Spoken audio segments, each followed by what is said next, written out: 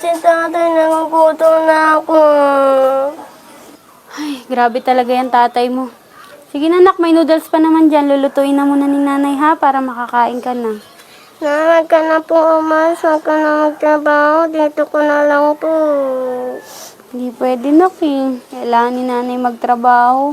Wala tayong kakainin pag hindi ako nagtrabaho. Tsaka papaalisin tayo dito sa bahay. Sige na anak, lutuin na muna ni nanay yung noodles para makakain ka na.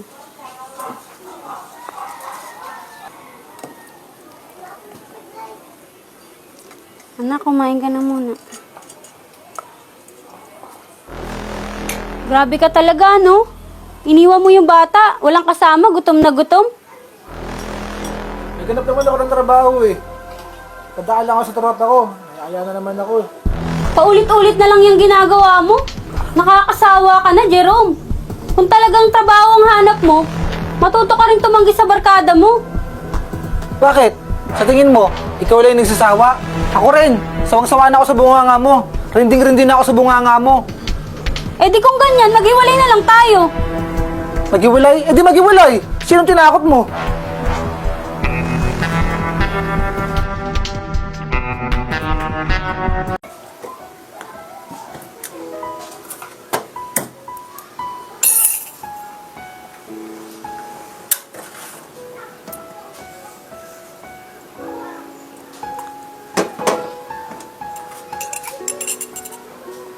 Ine, anak. Oh, gising ka na pala. Halika dito, maggatas ka na muna. Sige po, Nay.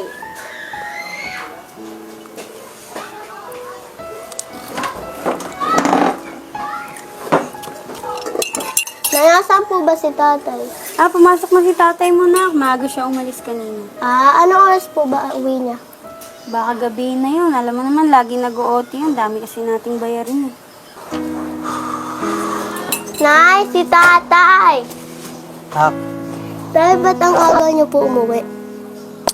Anak, katalaga sa trabaho si tatay. Kaya napauwi ako agad. Ay, ako. Oh, bakit ka naman natanggal sa trabaho? Eh, Kim, patapos na kasi yung project namin sa trabaho eh. Kaya nagbawas ng tao si boss. Eh, malas ko naman. Nakasama pa ako sa mga binawas. Paano na yan? Alam mo naman ang dami nating bayarin ngayon. Huwag ka mag-alala, Kim. Bukas sa bukas. Tatanungin ko yung mga kaibigan ko. Baka sakali meron silang papasukan ko muna. Sige, sana makahanap ka agad ng trabaho. Alam mo naman, magbabayaran na rin sa bahay. Oo nga eh. Basta, nadiskarte ko na lang. Dalmasal ka na ba? Hindi pa nga eh. Kanina pa nga ako nagugutom eh. Pagtanggal ko sa akin sa trabaho, diretso na ako bumiyahe. Ganun ba? Sige, magkape ka na muna dyan. Bibili lang muna ako ng maalmusal natin. Sige.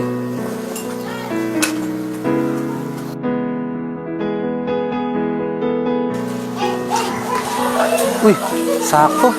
Dito yung tricycle ni parang Gerald. Pakit pa nga muna. Pre! Pre! Pare, pare, bakit? Pre! Baka may alam ko na papanso akong trabaho dyan, pre. Di ba may trabaho ka? Ay, pre, natanggal ako kahapon eh. Kabukasan kasi ng tao sa amin. Kasi yung project namin, patapos na din. Eh, maalas ko naman eh. Isa pa ako sa natanggal. Ba, alam ko may pwede extra dyan, pre. Eh, sa ngayon, wala akong alam na pwedeng ma-extra eh. O nga pala, pre, yung katoda ko. Meron tricycle yun. Kailangan yun ng extra driver. Marunong ka ba mag-tricycle? Eh nga, pre, di kasi ako marunong mag-drive, pre. Eh, di paano yan? Eh, yun lang ang tanging may tutulong ko sa'yo na pwede maging hanap buhay mo. Ganun ba, pre? Sige, pre. Alas na muna ako. Tatanungin ko muna yung mga tropa ko. Di kasi talaga ako marunong mag-drive eh. Tsaka wala akong lisensya.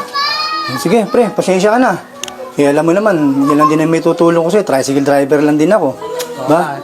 Pasensya ka na talaga. Sige, pre. Una na muna ako. Para mapagtanong ako sa ibang tropa. Sige, sige, pre, ingat. Salamat, pre, ah. Sige, sige. Oh, pare, buti pwede ka ngayon. Ano ko ba, pre? Di ba coding ako pag Martes? Oo nga pala, pre, coding mo nga pala. Siya nga pala.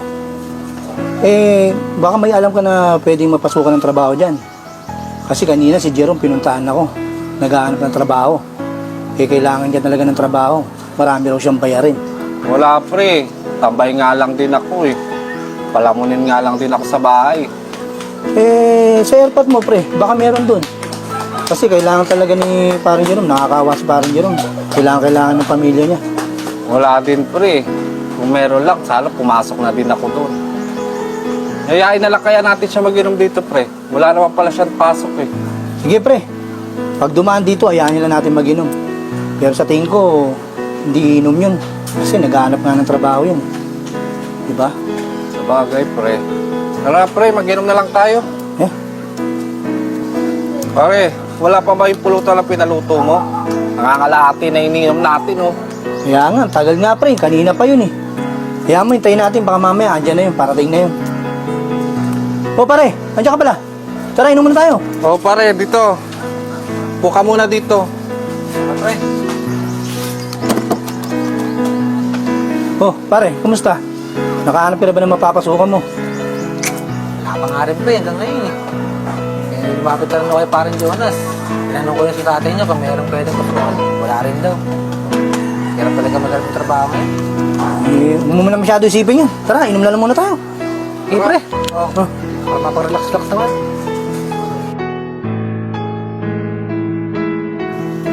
Nak, anong oras na? Wala pa yung tatay mo, no? Sana makahanap na agad siya ng trabaho. Alam mo naman, daming bayarin si nanay. Oo naman na, makakahanap agad ng trabaho si tatay. Oh, nakahanap ka ba ng trabaho? May alak ka. Akala ko ba naghanap ka ng trabaho? Nag-inom ka lang ata eh. Naghanap naman ako ng trabaho eh. Kung saan na nga akong barkada lumapit eh, wala talaga. Wala rin daw kailangan sa mga trabaho nila eh, kasi kompleto raw sa tao. Bakit ang tagal mo? Eh, napadaan ako sa barkada ko eh. Nagkain naman ng konti. Eh, nahiya naman ako tumanggi eh. Alam mo naman, nakikisama lang din ako eh. Iniisip mo pa yan? Alam mo namang marami tayong bayarin. Naghanap naman ako ng trabaho ah. Kaya nga naghahagilap ako eh. Huwag ka mag-alala, bukas na bukas, maghanap ako ng trabaho ulit. Ay naku, Jerome.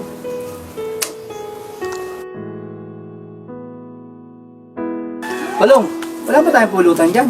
Wala nga, pre. Pang-alak lang yung pera natin eh. Si Paring Jerome, baka may pera. Bili ka naman pulutan. Pre, alam mo naman wala akong trabaho eh. Ako pa hihingian mo. Bawi na lang ako sa inyo pre, pag nagkatrabaho na ako. Kaya mo yan. At least nagiinom tayo, may pinanginom tayo. Diba? Kaya naman tayo na walang pulutan. Oo pre, cheers. Bagay. Mga pre, buti pa kayo no? Kahit mga wala kayong trabaho, ayos lang. Samantalang ako, kailangan ko magdoble kayod. Nabuhay ko na yung pamilya ko. Ako ba naman pare? Kami, mga binata kami. Wala kami problema sa buhay. Kaya ganito, painom-inom lang kami. Eh ikaw, obligasyon mo yan, nagpamilya ka eh. Diba? Kaya gawin mo yung nararapat. Kaya kung ako sa'yo, maghanap ka ng trabaho. Baka yung papagawayan yung dalawa. Sa totoo nga niyan pre, natamad na ako magtrabaho eh. Parang gusto ko na lang bumalik sa pagiging binata. Pre, di dahilan yan. Bumuo ka ng pamilya mo, kaya kailangan panindigan mo. Kaya nga pre, guguluhan na talaga ako. Basta pre, bahala na. O Jerome, akala ko ba naghanap ka ng trabaho? Ba't nagiinom ka dyan? Niyayala ako ng tropa dito. Tsaka nagdidibang-libang lang naman ako eh, habang wala pa akong naharap ng trabaho. Sa tingin mo ba makakahanap ka ng trabaho dyan sa ginagawa mo? Sa tingin mo ba trabaho ang lalapit sa'yo? Makakahanap din ako ng trabaho. Basta magantay ka lang. Kailan? Pagbaon na tayo sa utang? Sa tingin mo ba makakapag-antay yung mga bayarin natin? Ako bahala rin, didiskartehan ko yan. Masyado ka nagmamadalin, lalo akong naguguluhan sa'yo eh. Kung wala ka talagang balak magtrabaho, ako na lang maghanap ng trabaho. Sabi ko sa'yo, pre, yan ang pagsisimulan niyo ng pag-aaway niyong mag-asawa. Dahil obligasyon mo yan bilang padre di pamilya. Kung ako sa'yo, hanggat maaga, ayusin mo yung problema niyo. Baka ang bandang huli, mawala pa sa yung pamilya mo.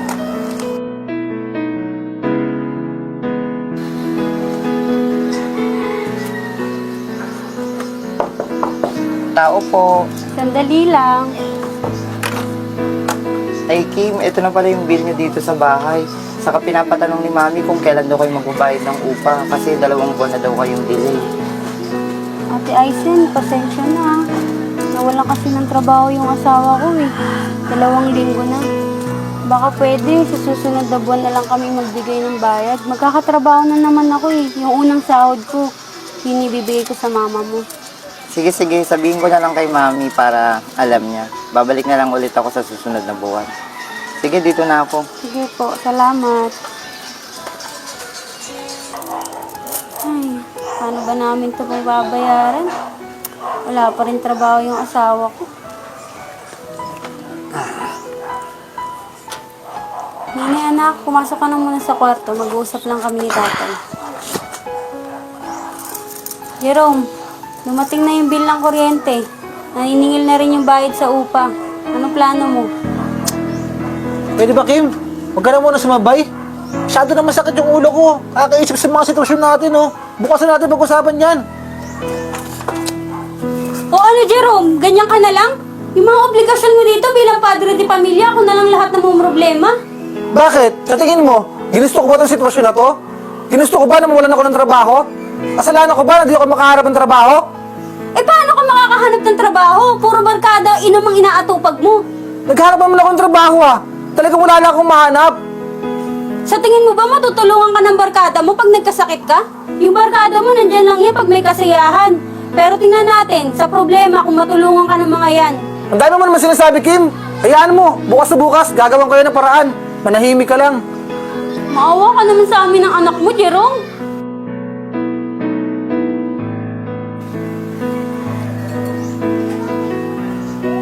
Jerome, papasok na muna ako sa trabaho ah. Siguro naman kaya mo nang alagaan yung anak natin. Yan na lang may tutulong mo sa akin. Oo, sige na. Ako na bahala dito sa anak natin.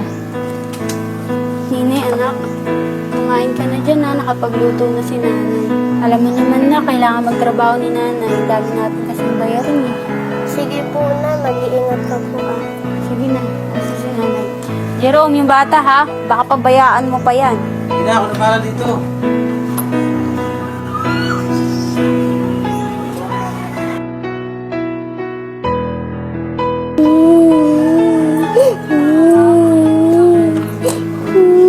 Oo, anak. Bakit ka umiiyak? Kasi po na, umalis si tatay, nangukuto na ako. Ay, grabe talaga yung tatay mo. Sige na, anak, may noodles pa naman dyan. Lulutuin na muna ni nanay ha, para makakain ka na. Huwag ka na po umalis, huwag ka na magtrabaho, dito ko na lang po. Hindi pwede na, King. Kailangan ni nanay magtrabaho. Wala tayong kakainin pag hindi ako nagtrabaho. Tsaka papaalisin tayo dito sa bahay. Sige na, anak. Lutuin na muna ni nanay yung noodles para makakain ka na.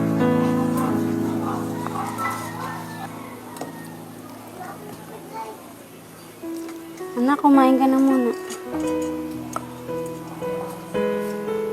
Grabe ka talaga, no? Iniwan mo yung bata. Walang kasama. Gutom na gutom. Naghanap naman ako ng trabaho, eh.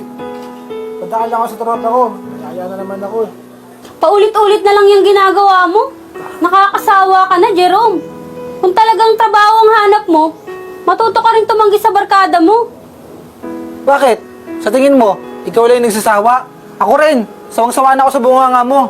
Rinding-rinding na ako sa bunganga mo. Eh di kung ganyan, maghiwalay na lang tayo. Maghiwalay? Eh di maghiwalay. Sinong tinakot mo?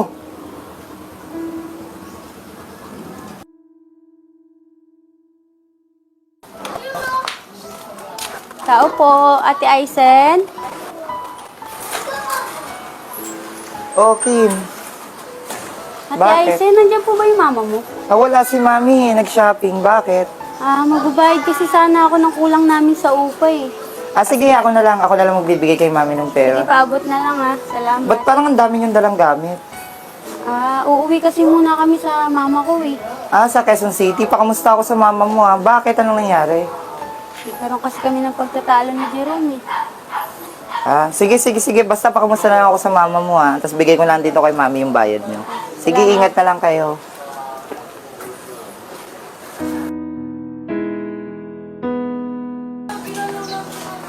Pare! Pare Balong? Oh, paring Jerome, ikaw pala yan. Pare, kamusta? Okay lang pare. Ikaw ba? Pare, yahin sana kita mag-inom. Tara, inom tayo. Naku pare, hindi na ako pwede mag-inom. Buntis kasi yung kinakasama ko. Pinagbawalan na ako mag-inom eh. Ganun ba? Wala akong makasama na ito. Ay, si parang Gerard pala. Tara. Naku paring Jerome, tagal na namin din nagkikita. Alam ko na destino yun sa trabaho eh. Ganun ba? Sayang, wala akong makasama mag-inom na ito. Sige pre, uwi na lang ako. Sige na pre.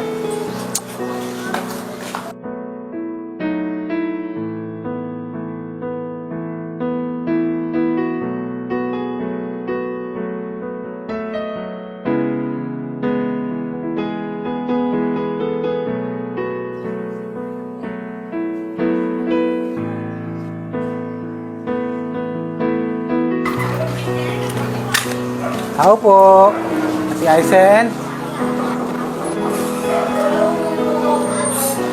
Oh, Jerome, ba't napusal ka? Si Aisen, tatanong ko lang po sana. Di ba kapitbahay niyo po sila Kim sa Quezon City? Oo, kapitbahay namin sila doon. Bakit? Pwede ko po ba makuha yung address nila? Gusto po kasi sila puntahan eh. Sige. Saglit lang. Isusulat ko sa papel. Sige po, salamat po. Oh, ayan. Sinulat ko na yung complete address nila dyan. Pakamusta na din ako sa mama ni Kim, ha? Sige po, maraming salamat po. Sige, ingat ka.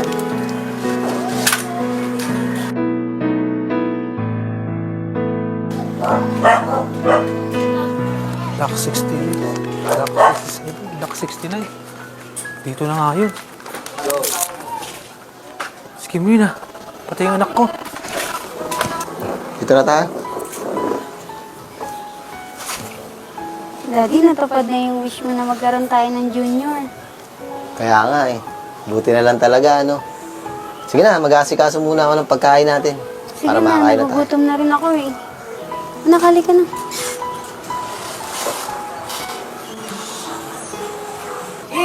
Anak, pumasok na ako sa'yo. Oh, anong ginagawa mo dito? Kim, buntis ka na? Oo, buntis na ako at magkakaanak na kami. Nasa masayang pamilya na ako. Ayoko nang bumalik sa magulong buhay. Ang akala ko ba naman, may pag-asa pang mabuo yung pamilya natin.